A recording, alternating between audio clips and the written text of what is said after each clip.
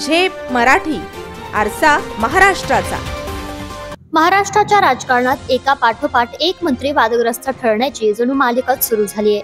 मंत्री माणिकराव कोकाटे यांच्यावर गैरव्यवहाराचे आरोप सिद्ध करत न्यायालयाने त्यांना 2 वर्षांची शिक्षा ठोठावली।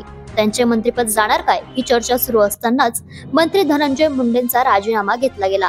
भलेही निमित्त तब्येतीचे असले पण खरे कारण बीडमधील गंभीर घटनेचे पडसाद असल्याचे साऱ्या महाराष्ट्राला ठाऊक आहे। पाठोपाठ महाराष्ट्रातील आणखी एक मंत्री जयकुमार गोरे यांच्यावर गैरकृत्याचे आरोप होत आहेत। राज्याच्या राजकारणात हे सगळे घडत असताना धुळे जिल्ह्यातून आणखी एक प्रकरण समोर आले आणि यात मुख्यमंत्र्यांचे निकटवर्तीय राजशिष्टाचार व पणन मंत्री जयकुमार रावल यांच्या विरुद्ध जमीन हडपल्याचा आरोप झालाय। विशेष म्हणजे त्यांनी चक्क माजी राष्ट्रपती प्रतिभाताई पाटील यांचीच फसवणूक केल्याचे समोर आल्याने मंत्री रावल यांच्यावरील आरोपांचे गांभीर्य कित्येक पटीने वाढले आहे। याबाबत धुळे शहराचे माजी आमदार शिवसेना उबाठा गटाचे नेते अनिल गोटे यांनी पत्रकार परिषद घेऊन मंत्री रावलांवरील आरोपांचा भांडाफोड केला।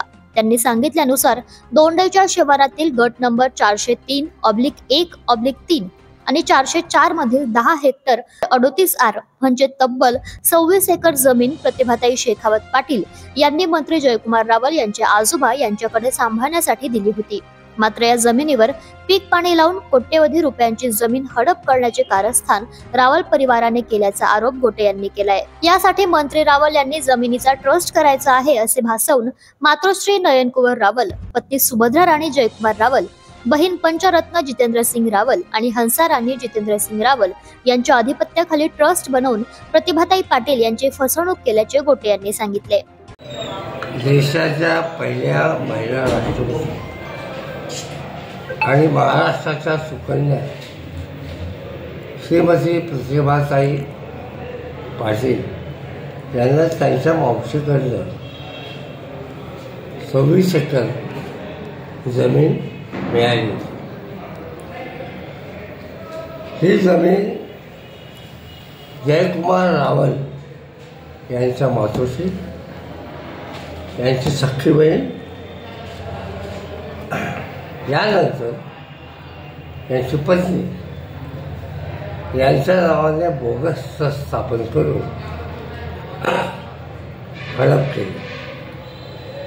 त्यावेळेला प्रतिभाताईचा कार्यकाल संपला, त्यावेळेला तोपर्यंत यांनी काही केलं नाही। त्यावेळेला हे दिले त्यांच्याकडे आणि आम्हाला जमीन खरेदी करून द्या सांगितलं। तर आम्ही तुम्हाला 30 लाख रुपये दिले, त्यामुळे लाखो पुढे सौदा पावती येते। त्यांच्याकडे सौदा पावती नाही, एक शब्दाने लिहिलेलं नाही आणि ही साधारणतः आजच्या किमतीला 10 ते 12 कोटी रुपयाची जमीन आहे। या माणसाने माजी राष्ट्रपती आणि स्वतःच्या रक्ताच्या समाजाच्या सर्वोच्च नेत्याची फसवणूक करायला सुद्धा कमी करत नाही। तो महाराष्ट्राच्या जनतेला आमच्या धुळे जिल्ह्याला काय न्याय देणार? प्रतिभाताई पाटील यांनी हे प्रकरण न्यायप्रविष्ट करून अनेक वर्षांच्या संघर्षानंतर 89 वर्षांच्या वयोवृद्ध प्रतिभाताईंच्या बाजूने निकाल लागला आणि रावल कुटुंबाने हडप केलेली जमीन त्यांना परत देण्याचे आदेश धुळे न्यायालयाने दिल्याची माहिती गोटे यांनी पत्रकार परिषदेत दिली। मंत्री रावल यांच्या या जमीन हडप प्रकरणामुळे खळबळ उडाली असून ते अडचणीत येण्याची शक्यता व्यक्त केली जाते।